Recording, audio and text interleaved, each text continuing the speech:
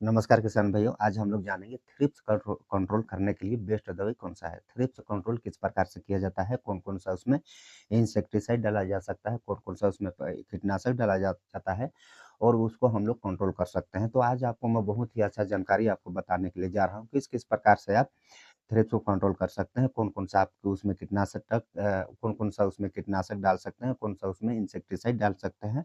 A to Z आपको इस video पर बताया जाएगा। अगर आप मेरे चैनल पर नए हैं और चैनल को आपने सब्सक्राइब नहीं किया है, तो चैनल को सब्सक्राइब कर लीजिएगा और वीडियो को एक लाइक करना मत भूलिएगा और अपने किसान सहपाठी भाइयों को भी वीडियो ज़रूर शेयर कीजिएगा। तो आज हम लोग जानेंगे थ्रिप्स को किस प्रकार से कंट्रोल किया जा सकता है।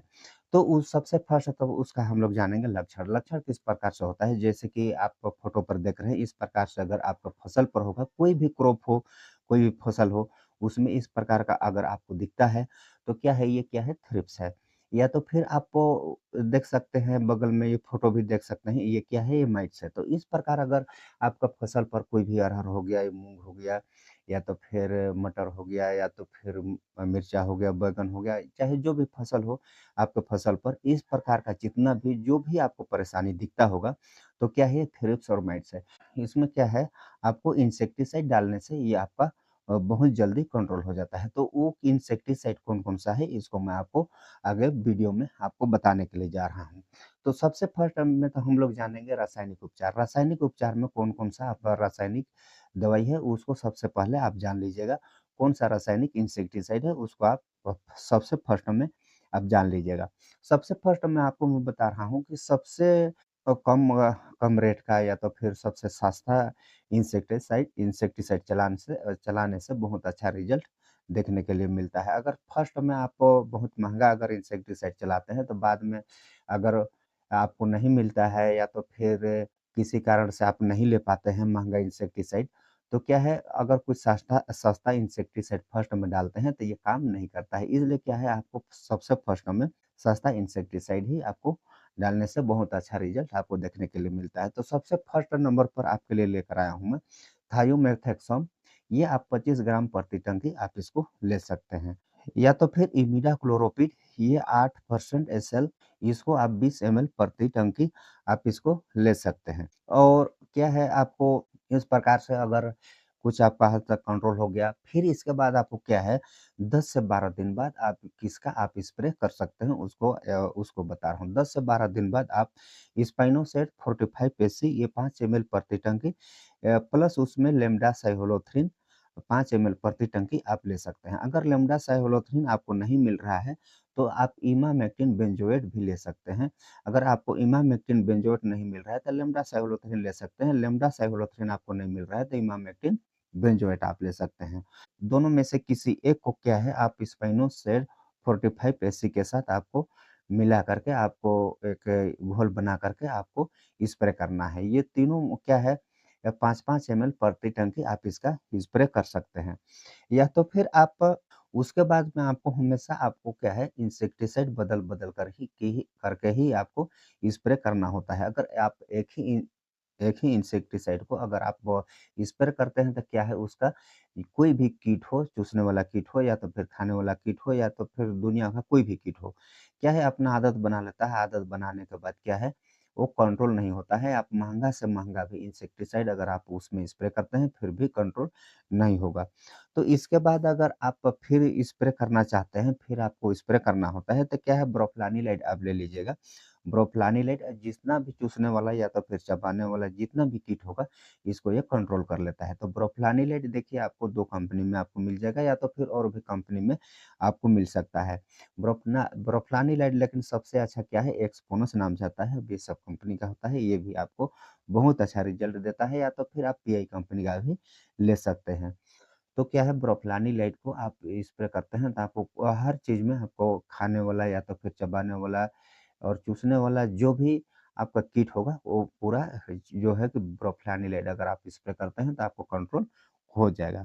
तो ये हो गया आपको 3 स्प्रे बताया। अब इसके बाद में क्या है फ्लक्सामेटामाइड आप ले लीजिएगा। फ्लक्सामेटामाइड 10% इसी एक ग्रासिया नाम से आपको मिल जाएगा। तो फ्लक्सामेटामाइड भी इसके बाद में आप ले सकते हैं। मेटामाइड लेने के बाद आप स्पाइनोटेरम 11.7% ये डेलीगेट नाम से आपको मिलेगा, इसको भी आप ले सकते हैं। और इसके बाद क्या है, आप हमेशा इतना ही इंसेक्टिसाइड को आप हमेशा बदल-बदल करके आप आगे-पीछे कर के आपको इसका स्प्रे करना है। अगर इस प्रकार से अगर आप स्प्रे करेंगे तो आपको क्या है, आपको कोई भी दिक्कत देखने के लिए नहीं मिलेगा। जैसे कि स्पाइनोटेरम हो गया, इसके बाद में आप फिर जैसे कि आपने पहले चलाए थे, उसमें आप चल जाते हैं लेम्डा-साइक्लोथ्रिन, स्पाइनोसेट 45 या तो फिर स्पाइनोसेट 45 प्लस लेम्डा-साइक्लोथ्रिन या तो फिर इमामेक्टिन बेंजोएट।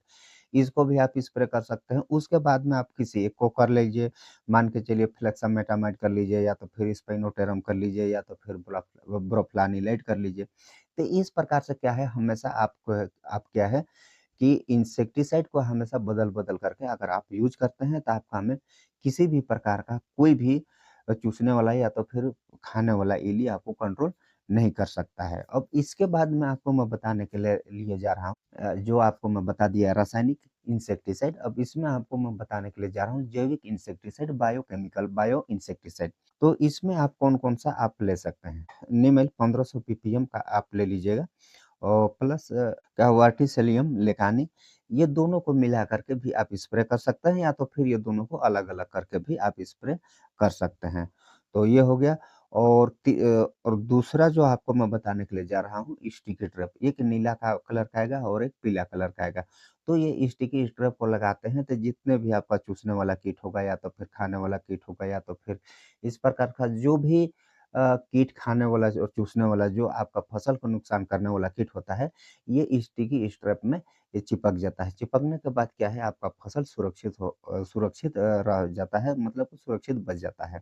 तो इसमें आपको कोई भी चीज़ का स्प्रे करना नहीं होता है, तो आपको क्या है, स्टिकी स्ट्रैप कम से कम तो 10-20 प्रति एकड़, कम से कम 20 पीस प्रति एकड़ आपको लगाना चाहिए स्टिकी स्ट्रैप।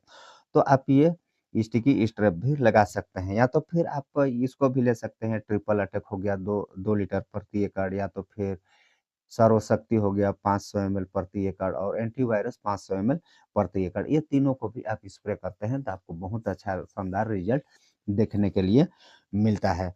तो साथियों, ये वीडियो कैसा लगा? आप क्या है कमेंट में ज़रूर बताइएगा या तो फिर आपको कोई भी इस प्रकार का वीडियो चाहिए होगा, कोई भी बीमारी से संबंधित या तो फिर खाद से संबंधित आपको कोई भी वीडियो चाहिए होगा तो क्या है आप कमेंट कर सकते हैं। तो अगर आप मेरा चैनल पर अभी भी आपने सब्सक्राइब नहीं किया है तो चैनल को सब्सक्राइब कर लीजिएगा, वीडियो को एक लाइक कीजिएगा और अपने किसान सहपाठी भाइयों को भी वीडियो ज़रूर शेयर कीजिएगा। फिर मिलते हैं किसी नेक्स्ट वीडियो में, किसी नेक्स्ट टॉपिक में, तब तक के लिए बाय, जय हिंद।